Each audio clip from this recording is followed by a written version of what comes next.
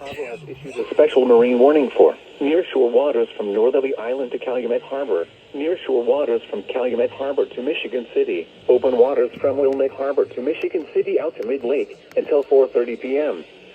At 3:05 p.m., strong thunderstorms were located at Lake Michigan and near Chicago Midway Airport, all moving east to southeast at 25 knots. Hazard, wind gusts to 40 knots. Source, radar indicated. Impact, small craft could be damaged and briefly higher winds and suddenly higher waves. Locations impacted include Indiana Harbor, Calumet Harbor, Burns Harbor, Marina Shores at Dune Harbor, Burnham Harbor, and Hammond Marina.